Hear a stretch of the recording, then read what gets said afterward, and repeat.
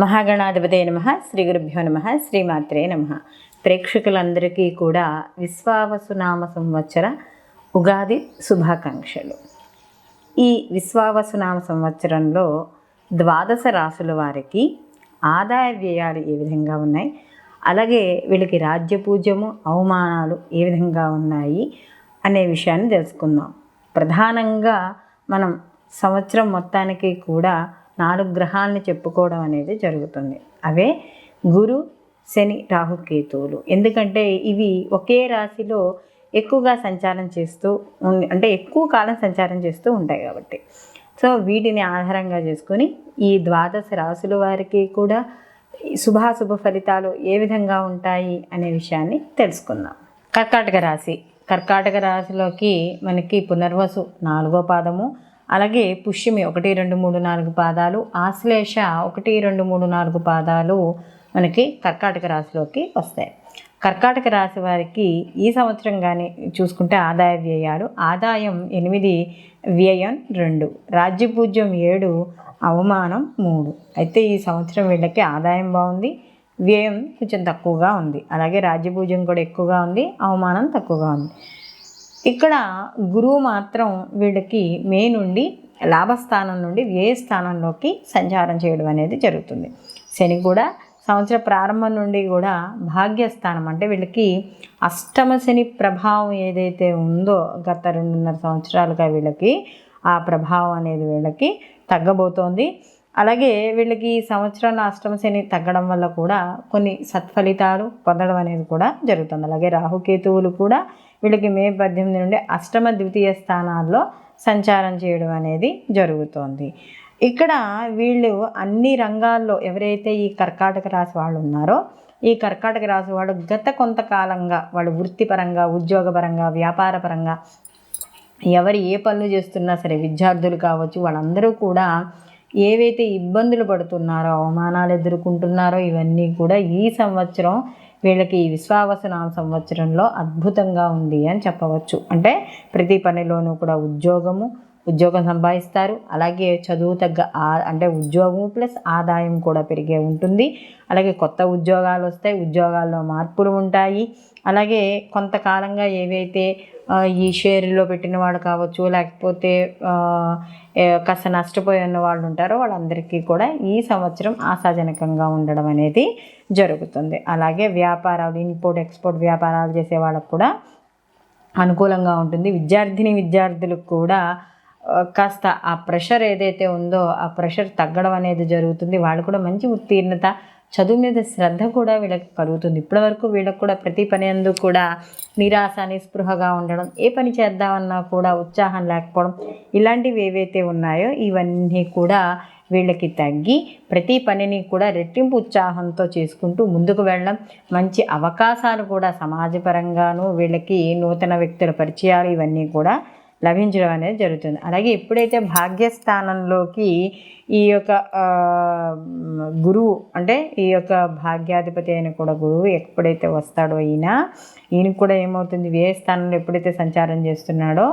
గురువు శుభగ్రహం కాబట్టి వ్యయ స్థానంలో సంచారం చేసినప్పుడు శుభపరమైన ఖర్చులు ఇవ్వడం అనేది జరుగుతుంది. అంటే ఇప్పుడు ఏదైనా అప్పు చేసినా కూడా ఒక స్థిర ఆస్తిలో కొనుక్కోవడం, అంటే ఏదైనా ఒక ఇల్లు కొనుక్కోవడం, లేదా ఒక వాహనాన్ని కొనుక్కోవడం, లేదు వివాహం చేయడం, అంటే వివాహానికి సంబంధించి శుభ కార్యక్రమాల నిమిత్తమై ఖర్చులు ఎక్కువగా చేయడం అనేది, ధనం వెచ్చించడం అనేది ఉంటుంది. అలాగే ఆరోగ్య విషయాల్లో కూడా మధ్య మధ్య జాగ్రత్తలు తీసుకుంటూ ఉండాలి.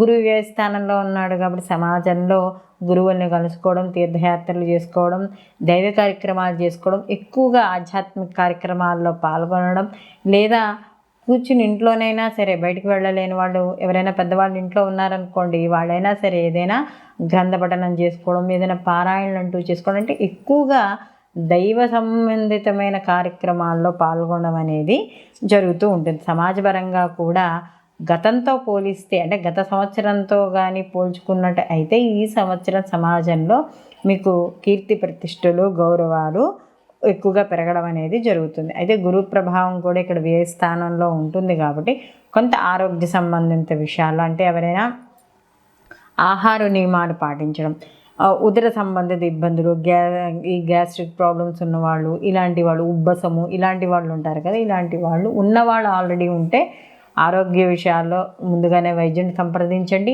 లేని వాళ్ళు ఉంటే మాత్రం ఆహార నియమాలు పాటించడం, ఆరోగ్య విషయాల్లో జాగ్రత్తగా ఉండడం అనేది మంచిది. కుటుంబపరమైన విషయాల్లో కూడా కాస్త ఖర్చులు ఉంటాయి. అయితే కుటుంబపరంగా కూడా వీళ్ళకి జీవితాన్ని సంతోషంగా గడపడం, అంటే భార్యాబిడ్డలతో కావచ్చు, ఇంట్లో ఎవరైనా పెద్దలు ఉంటే వాళ్ళతో కావచ్చు, కాస్త సరదాగా కాలాన్ని గడపడం అనేది జరుగుతుంది. అంటే గతంతో పోలిస్తే, అంటే ఈ అష్టమ శని ప్రభావం ఎప్పుడైతే తొలగిపోతుందో వీళ్ళకి మైండ్ అనేది చాలా ఫ్రెష్గా ఉంటుందన్నమాట. అంటే టెన్షన్స్ అనేవి తగ్గుతాయి ఈ యొక్క కర్కాటక రాశి వాళ్ళకి. అలాగే ఈ కర్కాటక రాశి వాళ్ళకి కొంచెం ఆ పెద్దవాళ్ళు ఎవరైతే ఉన్నారో వాళ్ళ ద్వారా కూడా శుభవార్తలు వినడం అనేది జరుగుతుంది. అలాగే విద్య, ధనం, సంతానం, వైవాహిక జీవితం, వ్యాపారం ఏవైతే ఉన్నాయి వీటి అన్నిటిల్లో కూడా మంచి ఫలితాలు పొందడం అనేది జరుగుతుంది. అలాగే ఇక్కడ ఎవరైనా మనం ముఖ్యమైన కార్యక్రమాలు, ఆధ్యాత్మిక కార్యక్రమాలలో ఎవరైనా రామకళ్యాణం, శ్రీరామ కళ్యాణం చేసుకుంటున్నామండి, వెళ్ళడం అంటే కళ్యాణాలు, వాటిల్లో పాల్గొనడం, హోమాలు ఇలాంటివి ఏవైనా దైవ సంబంధిత కార్యక్రమాల్లో ఉంటే ఆ దైవ సంబంధిత కార్యక్రమాల్లో పాల్గొనడం అనేది జరుగుతుంది. అయితే ఇక్కడ సంవత్సరం మధ్య ఇంచుమించు వచ్చేటప్పటికి కాస్త ఆరోగ్య విషయాల్లో మాత్రం జాగ్రత్త వహించుకోవాలి. అలాగే ఎప్పుడైతే భాగ్యస్థానంలో శని యొక్క సంచారం కూడా జరుగుతుందని చెప్పుకున్నాం కదా, గత 3 ఏళ్ళు అంటే ఈయన 2.5 సంవత్సరాలు శని మళ్ళీ వక్రీకరించింది. దాన్ని కలిపి ఇంచుమించు 3 సంవత్సరాలు అవుతుంది. కానీ 3 సంవత్సరాల నుంచి ఏవైతే ఇబ్బందులు కావచ్చు, మీకు పనులు కాకపోవడం వల్ల ఏవైతే ప్రతిబంధకాల్లో ఉంటున్నాయో ఇవన్నీ కూడా తొలగడం, దానికి తగ్గ అంటే ఇన్నాళ్ళు పడిన శ్రమ ఏదైతే ఉందో దానికి తగ్గట్టుగా లాభాలు పొందడం అనేది జరుగుతుంది. అలాగే దూర ప్రయాణాలు చేయడం, ప్రయాణాలలో లాభాలు, ఆకస్మిక ధన లాభాలు రావడం, అవసరానికి ఏదైనా డబ్బుకు చేతి అందడం, విద్యార్థులు ఎవరైతే ఉన్నారో వాళ్ళకు కూడా ఏదైనా విదేశీయానం సంబంధించిన లోన్స్ కావచ్చు, వాళ్ళ విద్య కోసం కావచ్చు, ఏవి ప్రయత్నాలు ఉన్నాయో అవన్నీ కూడా సఫలీకృతం అవ్వడం అనేది జరుగుతుంది. అలాగే ఇక్కడ రాజకీయ నాయకులు వీళ్ళందరూ ఎవరైతే ఉన్నారో వాళ్ళందరికీ కూడా అనుకూలంగా ఉంటాయి. మొదట్లో మనం చెప్పుకున్నట్టుగా ఎక్కడైనా పెట్టుబడులు ఇదివరకు ఇన్వెస్ట్ చేసిన వాళ్ళు ఉండి నష్టపోయి ఉంటే ఈ సంవత్సరం పెట్టుబడులు అనేవి కొంత ఆకస్మిక ధనలాభంగా రావడం, లేదా వీళ్ళకి పెట్టిన ధనంలో ఎంతో కొంత నష్టపోకుండా లాభం అయితే మాత్రం రావడం అనేది జరుగుతుంది. అలాగే రాహు యొక్క సంచారం అనేది కాస్త మిశ్రమ ఫలితాలను ఇవ్వడం అనేది జరుగుతుంది.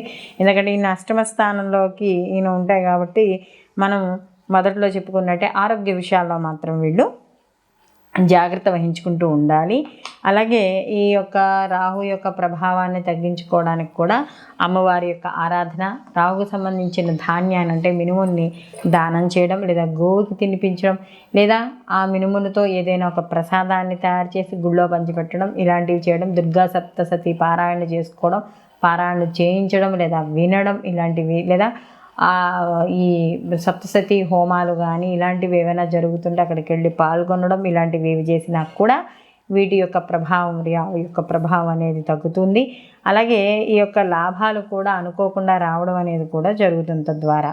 అలాగే ఇక్కడ ముఖ్యంగా కొంత దాచుకున్న డబ్బు మధ్య మధ్యలో కూడా కొంచెం ఖర్చు అయ్యే అవకాశం కూడా జరుగుతుంది. అలాగే ద్వితీయ స్థానంలో కేతు యొక్క సంచారం అంటే కుటుంబ స్థానంలో జరుగుతుంది కాబట్టి అంటే కేతు కొద్దిగా నిస్పృహ దానికి కారకుడు కాబట్టి చిన్న చిన్న ఒడిదొడుకులు ఇలాంటివి వచ్చే అవకాశం ఉంది. కాబట్టి అంటే కొంత ఇంట్రెస్ట్ లేకపోవడం వల్ల శ్రద్ధ చూపించలేకపోవడం పని మీద ఇలాంటివి ఉంటూ ఉంటాయి. కాబట్టి తద్వారా లాభాలు తగ్గే అవకాశం ఉంది. కాబట్టి ప్రతి పనిని కూడా శ్రద్ధతో చేయడం అనేది మంచిది. అలాగే ఎప్పుడైతే ద్వితీయ స్థానంలో ఉన్నాడో ఆహార నియమాలు అనేవి తప్పనిసరిగా పాటించాలి. అలాగే పంటికి సంబంధించినవి, అల్సరు అంటే నోటిపూత ఇలాంటివి వీటికి సంబంధించినవి వస్తాయి కాబట్టి అలాంటి విషయాల్లో కొద్దిగా జాగ్రత్త తీసుకోవడం మంచిది. అలాగే ప్రతిరోజు కూడా ఇక్కడ శివాభిషేకం చేసుకోవడం, లేదా శివాలయానికి వెళ్ళి దర్శనం చేసుకోవడం, ఇందాక నేను చెప్పినట్టు దుర్గా సప్తశతి పారాయణ కానీ, దుర్గా అమ్మవారి గుడికి వెళ్ళడం కానీ, లేదా ప్రతి శుక్రవారము కూడా రాహుకాలంలో అమ్మవారికి కుంకుమ పూజ చేయించుకోవడం కానీ ఇలాంటివన్నీ కూడా చేయించుకోవడం ద్వారా కాస్త అనుకూలమైన ఫలితాలు ఉంటాయి. అలాగే వ్యయస్థానంలో గురువు యొక్క సంచారం అంటే ఆ ఖర్చు అయ్యే వ్యయం శుభకరంగా అవ్వాలి కాబట్టి గురువుకి సంబంధించిన ధాన్యాన్ని దానం ఇవ్వడం, లేదా ప్రతిరోజు కూడా దక్షిణామూర్తి స్తోత్రాన్ని పారాయణ చేసుకోవడం, ఇలాంటివి ఏవి చేసినా కూడా ఈ విశ్వావసునామ సంవత్సరంలో కర్కాటక రాశి వాళ్ళకి గత సంవత్సరంతో పోలిస్తే ఈ సంవత్సరం అనుకూలంగా ఉంది కాబట్టి మరిన్ని సత్ఫలితాలు పొందడానికి ఇప్పుడు నేను చెప్పిన పరిహారాలు ఏవైతే ఉన్నాయో పాటించుకోవడం ద్వారా మీరు అనుకున్న విజయాన్ని తప్పకుండా సాధించడం అనేది జరుగుతుంది. శ్రీ విశ్వావసునామ సంవత్సరానికి సంబంధించి ఆదాయ వ్యయాలు, అలాగే మనము రాజ్యపూజ్యము అవమానాలు, వీటికి సంబంధించిన పరిహారాలు, అంటే ఏ రాశి వాళ్ళు ఎటువంటి పరిహారాలు చేసుకుంటే ఎటువంటి ఫలితాలు పొందుతారు, అంటే మంచి ఫలితాలు ఎలా పొందుతారు అనే విషయాన్ని ఇప్పటి వరకు మనం తెలుసుకున్నాం. అయితే ఎప్పుడూ మనం చెప్పుకునేదే ఈ ఉగాది ఫలితాలు అనేవి కేవలం మనకి వర్తమానం ప్రకారం, అంటే ఈ సంవత్సరానికి సంబంధించిన ఫలితాలు మాత్రమే. మనకి ప్రతి వ్యక్తికి కూడా తన పుట్టిన సమయానికి సంబంధించి ఒక జాతక చక్రం ఉంటుంది. ఆ వ్యక్తిగత జాతకానికి సంబంధించి రిజల్టు దీంతోని కంపేర్ చేయడానికి ఉండదు. ఇది మనకి ఈ గోచార ఫలితాలే మనం పుట్టిన సమయానికి ఉన్న జాతక ఫలితాలు, అంటే వ్యక్తిగత జాతకానికి సంబంధించిన ఫలితాలు రెండు కాస్త కొంచెం వేరుగా ఉంటాయి. కాబట్టి ఈ రెండింటినీ కూడా మనం సమన్వయం చేసుకుని ఈ పుట్టిన సమయానికి ఉన్న జాతకం జరుగుతున్న మహర్దశలు కానీ అంతర్దశలు కానీ ఇవన్నీ చూసుకోవాలి. అలాగే ఈ వర్తమాన ప్రకారం, అంటే మనం ఈ సంవత్సర ఫలితాలను కూడా చూసుకుని ఏ సమయానికి ఎటువంటి పనులు చేయాలి, ఎటువంటి పనులు చేయకూడదు, ఇలాంటివన్నీ కూడా మనం చూసుకోవడం ద్వారా మనకు వచ్చే నష్టాన్ని తగ్గించుకుని, అలాగే మనకి ఎక్కడైతే ఏ వ్యాపారం చేస్తే ఎలాంటి ఫలితాలు ఉంటాయి, ఈ సమయంలో మనం ఈ పనులు చెయ్యొచ్చా చేయకూడదా, దీనివల్ల మనకి అవమానం ఎంత, నష్టం ఎంత, ఇలాంటివన్నీ కూడా మనకి ఈ గోచార ఫలితాలతో పాటు జన్మజాతక ఫలితాలను కూడా మనం పరిశీలనలోకి తీసుకోవడం ద్వారా సరైన ఫలితాలు రావడం అనేది జరుగుతుంది. కాబట్టి వ్యక్తిగత జాతకాలకు ఎవరైనా కావాలి అనుకుంటే మాకు ఈ కింద స్క్రోల్ అవుతున్న నెంబర్కి ఫోన్ చేయడం ద్వారా మీ యొక్క వ్యక్తిగత జాతక ఫలితాలు కూడా మీరు తెలుసుకోవడం అనేది జరుగుతుంది. కాబట్టి మీకు ఈ వీడియో కానీ నచ్చినట్టు అయితే లైక్ చేయండి, షేర్ చేయండి. తప్పనిసరిగా మీ అభిప్రాయాన్ని కామెంట్ రూపంలో తెలియజేయండి. మీకు మరిన్ని వీడియోలు మీకు కావాలని కోరుకుంటే నోటిఫికేషన్ ద్వారా బెల్ ఐకాన్ చేయడం ద్వారా మీకు మరిన్ని నోటిఫికేషన్స్ రావడం అనేది జరుగుతుంది. సర్వే జన సుఖినో భవంతు, లోకా సమస్త సుఖినో భవంతు.